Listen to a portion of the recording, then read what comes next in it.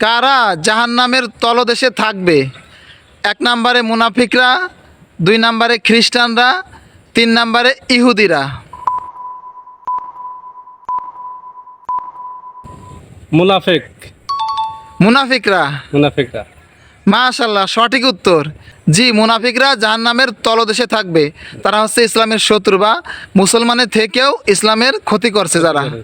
আপনার জন্য 2 নাম্বার প্রশ্ন, পীর বা মাজারে মানত করা কি? 1 নম্বরে নফল, 2 নম্বরে সুন্নত, 3 নম্বরে শিরক।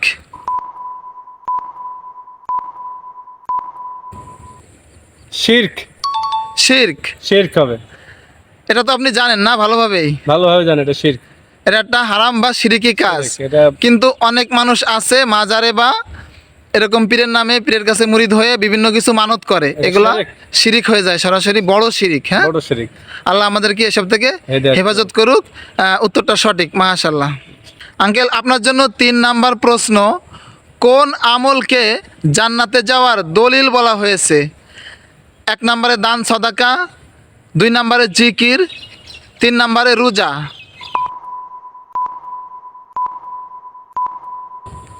দান। দান সদাকা। দান সদকা। আলহামদুলিল্লাহ, আপনি কি জানতেন নাকি আন্দাজে বলছেন কোনটা? না, এটা জানতেন, দান সদকা। মাশাআল্লাহ, এটা তো সঠিক উত্তর। জি। রসুল সাল্লাল্লাহু আলাইহি সাল্লাম বলেছেন, আজ সদকাতু বুরহান, দান হচ্ছে দলিল। দান সদাকা হচ্ছে জান্নাতে যাওয়ার দলিল। দলিল। মাশাআল্লাহ। আপনার জন্য 4 নাম্বার প্রশ্ন, কিয়ামতের দিন কোন জিনিস বান্দার পক্ষে অথবা বিপক্ষে সাক্ষী দিবে? 1 নম্বরে নামাজ, 2 নম্বরে কোরআন মাজিদ, 3 নম্বরে জাকাত।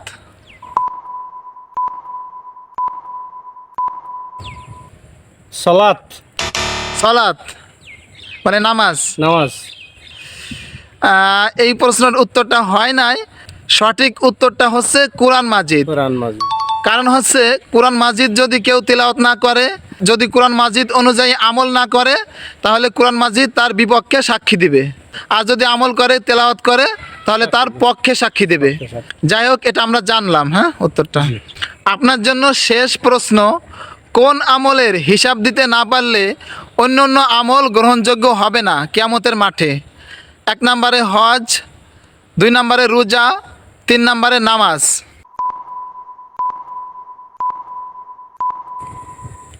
সালাত।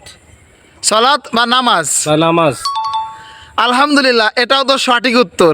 মাশাআল্লাহ, আপনি প্রায় 5টা প্রশ্নের 4টারই সঠিক উত্তর দিয়েছেন।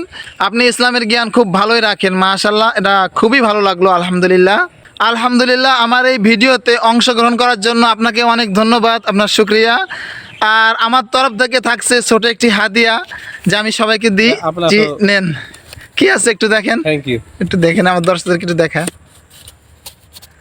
তো খেজুর। হ্যাঁ, তো খুশি আছেন? আলহামদুলিল্লাহ। তো আমার জন্য একটু দোয়া করবেন ইনশাআল্লাহ। আসসালামু আলাইকুম। ওয়া আলাইকুম।